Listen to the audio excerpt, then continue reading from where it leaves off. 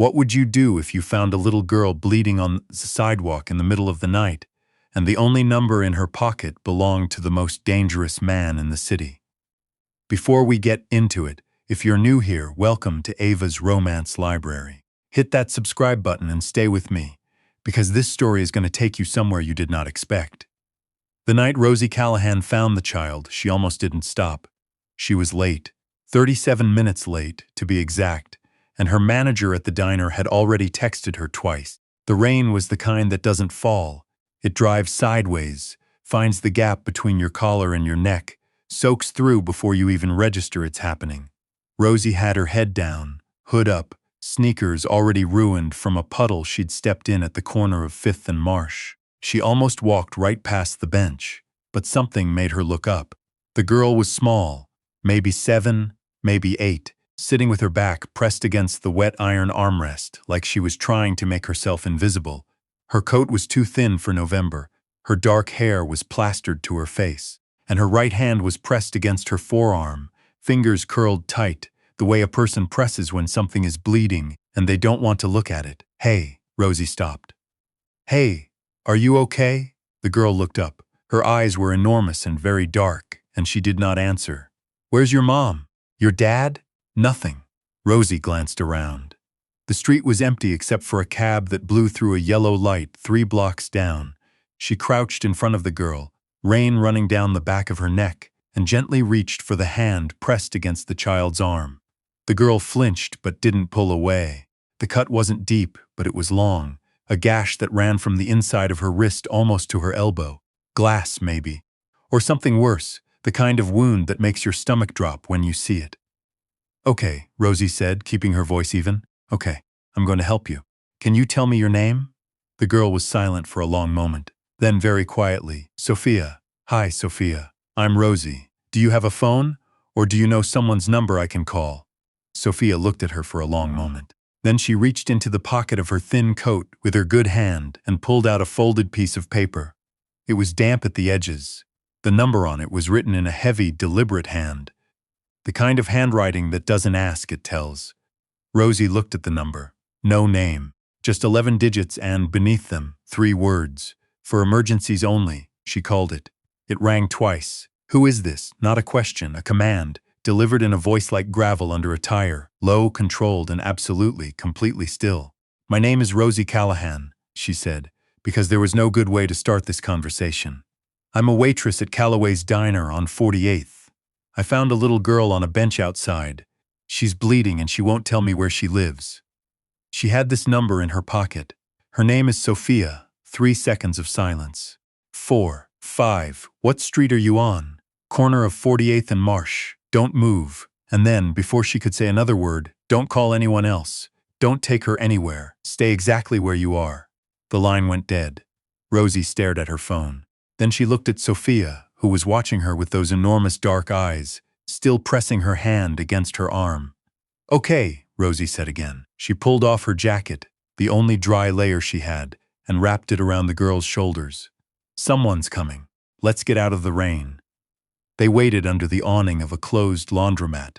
Rosie used the first aid kit from her work bag. She always carried one, habit from 3 years as a nursing school dropout who never quite stopped being careful, to clean and wrap Sophia's arm.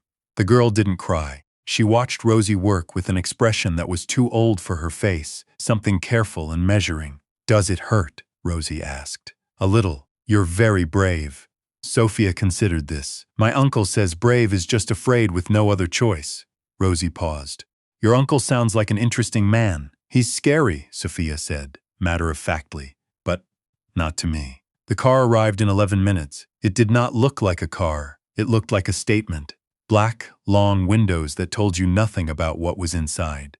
It pulled to the curb without a sound, and before Rosie had time to process what was happening, 2 men in dark coats were on the sidewalk, moving with the kind of economy that meant they'd done this before. One of them crouched immediately to Sophia's level, checking her arm, speaking to her in low, rapid Italian. The other one looked at Rosie, not unkindly, but thoroughly, the way a camera looks at something, recording, analyzing, filing. "Mr. Ferraro would like to speak with you," he said. "Mr. Ferraro," she repeated. "He's inside." The window of the rear passenger door lowered 2 inches. Mrs. Callahan, that voice again. Gravel and stillness.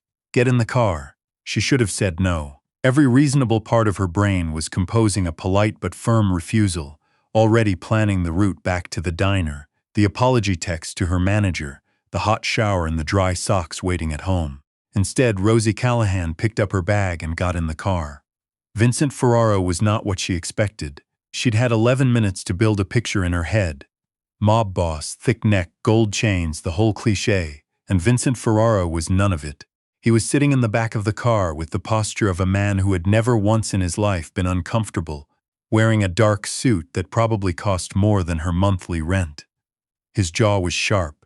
His eyes were the specific gray of a sky that's decided to storm. He was looking at Sophia, who had climbed across the seat to press her face against his shoulder. And here was the thing Rosie would think about later. The thing that didn't fit the picture she'd been building. His hand came up immediately, automatically, and rested against the back of the child's head with a gentleness that looked like it had nothing to do with conscious thought, like it was just what his hand knew to do. Then he looked at Rosie.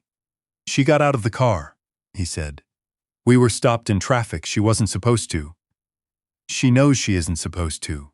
He didn't look at Sophia when he said it. He kept his eyes on Rosie, steady and unreadable. You bandaged her arm. I have some training, Rosie said. Careful. Nursing? I didn't finish. Something shifted in his expression, not softening exactly. More like a door that opens a centimeter and then stops. Why not? None of your business, she thought. Money, she said. He nodded once, like that was a complete and satisfying answer. Maybe to him it was. You didn't call the police. You asked me not to. Most people would have anyway. I'm not most people, she said, and immediately wondered if that was too much. But he didn't react like it was. He just looked at her for another moment, measuring, and then turned to the man in the front seat. Take us home. She did not intend to go to the Ferraro estate. She intended to give a brief statement, accept a polite thank you, and get a cab back to the diner to finish her shift. This is not what happened. What happened was that Sophia, without any warning, grabbed Rosie's hand and would not let go. She comes, Sophia said, with the absolute authority of a child who has never been told no by anyone she actually wanted to hear it from. Vincent Ferraro looked at his niece, then at Rosie. Something that was almost, humor moved across his face, gone before she could be certain she'd seen it. She comes, he agreed. The house was not a house. It was a fortress with very good curtains. A 4-story brownstone in a part of the city where the buildings had no signs on them, and the doormen looked like they could bench press a Buick. Inside, it was warm and quiet and smelled like coffee and something that might have been cedar. A doctor arrived within 20 minutes. Rosie watched him examine Sophia's arm from across the room, cataloging his movements out of old habit. He was competent, she could see that. But when he reached for his bag to get a particular antiseptic, she saw what she wasn't supposed to see. The label on the bottle he pulled out wasn't right. It was the same color, the same shape, but the letters were wrong. Not a standard medical-grade antiseptic. Something else. She said nothing. She kept her face still. But something cold settled in her stomach.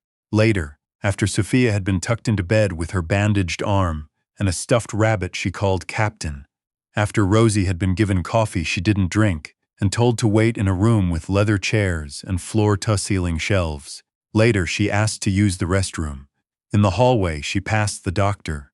He didn't look at her, and she recognized him. Not his face, his hands. The particular way he held them when he wasn't using them, close to his sides, palms slightly inward. She had seen that posture before, in a courthouse hallway 2 years ago, when she'd gone with her ex-boyfriend to a deposition that had nothing to do with anything. When she'd sat in a plastic chair and stared at the wall, and a man had walked past with exactly that posture. A man whose name, she'd heard whispered, was Rennick, and who had testified falsely in 3 separate cases and walked away from all of them. She turned around and walked back to the room with the leather chairs. She sat down. She picked up her coffee cup. Think, she told herself. Think. Back at Ava's romance library. We need to pause here for a second, because this is the moment everything changes. A broke waitress who couldn't finish nursing school just recognized something. that a room full of trained security professionals missed. She's sitting in the lion's den with information that could get her killed, and she has to decide what to do with it. If this is the kind of story that's got you gripping the arm of your couch, drop a comment and let me know. And if you haven't subscribed yet, what are you waiting for? Stay with me. She didn't tell him right away. She turned it over in her mind, looking at it from every angle. She could be wrong. The posture, the hands, it was not exactly hard evidence. People stood like that all the time.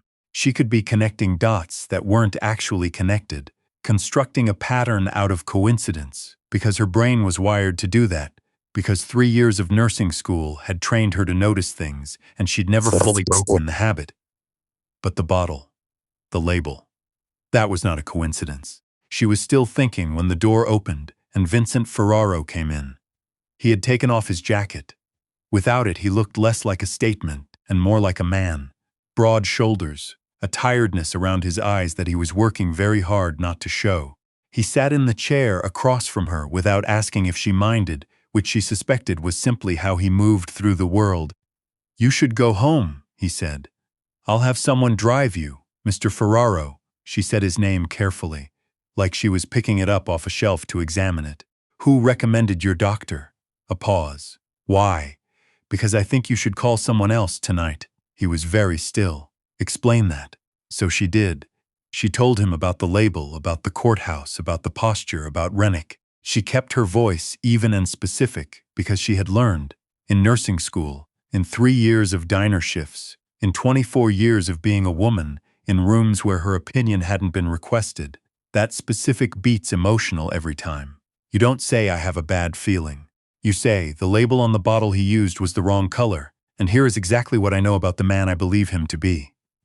She finished. Vincent Ferraro looked at her for a long time. "You're sure," he said. "Not a question, a recalibration." "I'm not certain of anything," she said honestly. "But I think you should be." He stood up, walked to the door, spoke to someone in the hallway in a low voice in Italian, and came back. "They're checking," he said. "If you're right, I hope I'm wrong." "If you're right," he repeated. "Then someone inside this house told that man to be here tonight, and that means Sophia was meant to be hurt worse than she was." He looked at her. "Which means the fact that she ran from the car and found you instead was either very bad luck or very good luck, depending on how you count." Rosie thought about it. "Good," she said.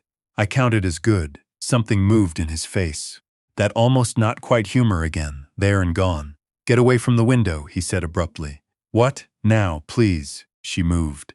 He crossed the room in 3 steps and killed the lamp, and in the new dark she heard something she didn't immediately identify, a sound from the street, low and wrong, too mechanical for traffic, and then the window above the lamp exploded inward. She was already on the floor. She didn't remember deciding to get there. Her body had made the decision without consulting her. "Stay down," Vincent said, somewhere to her left, and his voice had changed. All the stillness still there, but the temperature had dropped 10 degrees, like a man who has gone from one mode into another, and the transition took no effort at all. She stayed down. What followed was the longest 45 minutes of Rosie Callahan's life. Men moved through the house. Not the graceful, quiet movement of before. This was purposeful, fast, communicating in gestures and in a shorthand she didn't speak. She learned later that there were 4 of them who had come in through the service entrance, and 2 more who had tried the roof. She learned later that the doctor, Rennick or whoever he actually was, had been found in the East Corridor, trying to get back to Sophia's room, and that what he had in his coat pocket was not a medical instrument. While this was happening, Rosie Callahan was crouched behind a leather sofa in a room with blown-out windows, listening to the sounds of a world she hadn't known existed 4 hours ago, and she was doing the only thing she could think to do. She was talking, not loudly, not to anyone in particular, just a low, continuous murmur, the same voice she'd used with frightened patients, with kids who came into the ER trying to hide how scared they were, with her little brother during the bad years when their dad was sick and the nights felt very long. "It's okay. It's going to be okay. You're doing great. Just breathe." She was talking to herself. She understood that, but it helped. It always helped. The noise stopped. Silence moved through the house the way silence does after violence, carefully, like it's testing whether it's safe to come back in. Then footsteps.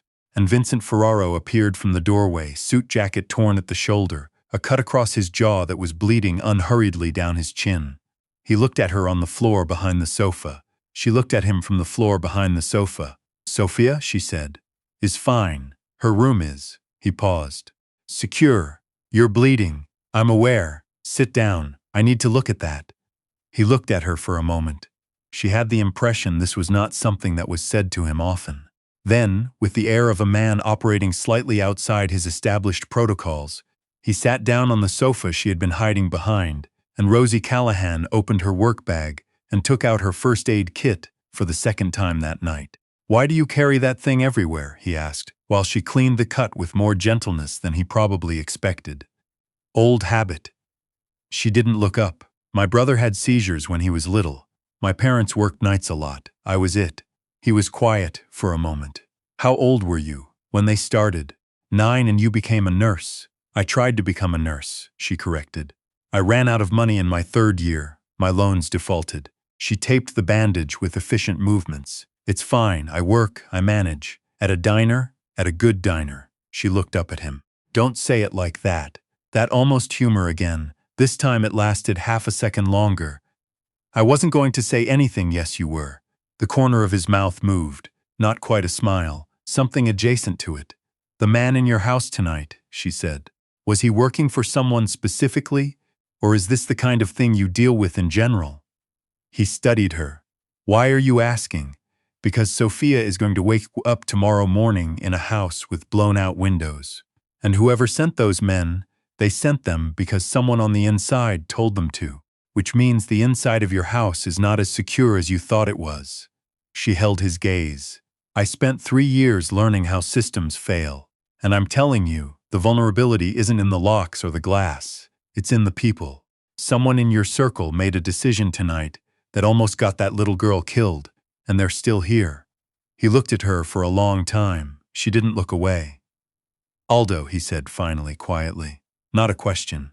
A conclusion that had been assembling itself all night, and had just, in this moment, finished. She didn't say anything. She didn't know who Aldo was. He stood up. He walked to the window, what remained of it, and looked out at the city.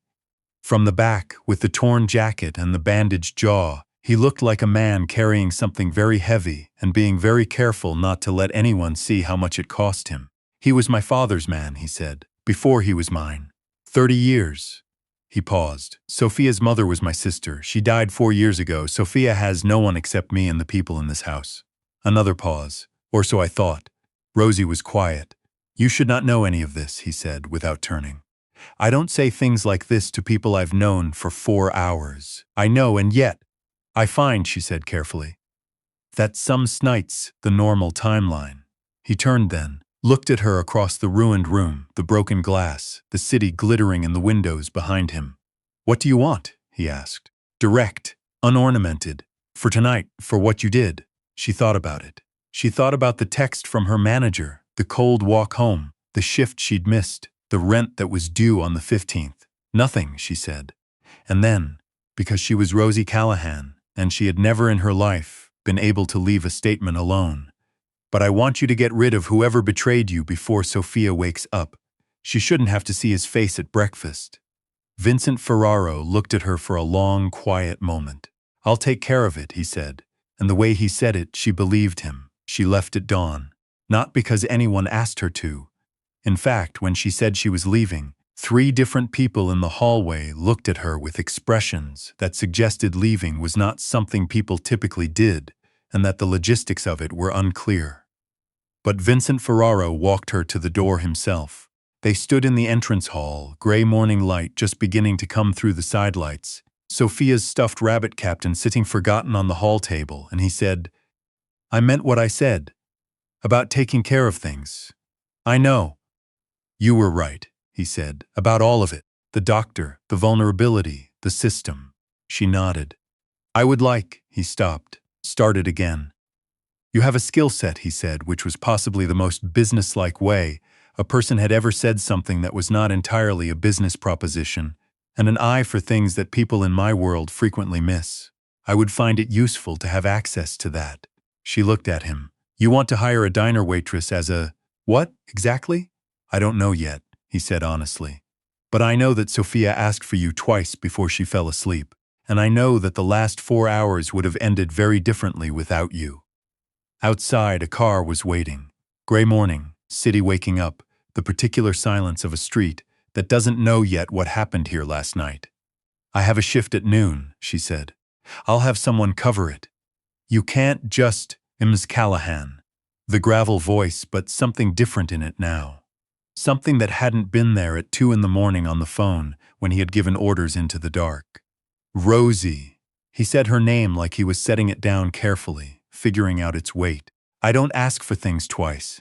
She looked at him. He looked at her. I'll think about it, she said, and she walked out into the morning. Behind her, the door closed. The city was gray and wet and enormous around her, and her sneakers were still ruined from the puddle at 5th and Marsh. And somewhere across town, her manager was sending his third angry text, and none of it felt the same as it had 12 hours ago. She had found a child on a bench. She had made a phone call. She had spent one night in a world that was not her world, and she had looked at it clearly, without flinching, and she had done what needed to be done. And now Vincent Ferraro knew her name, and Sophia had asked for her twice. And the morning was cold and bright, and the city was waking up, and anything, she thought, could happen next. So, what do you think? Would Rosie take the offer? Would you take the offer? Leave your answer in the comments below, because I genuinely want to know. And if you're new here, welcome to Ava's Romance Library. We tell stories here that stay with you. Subscribe, hit the bell, and I will see you in the next one.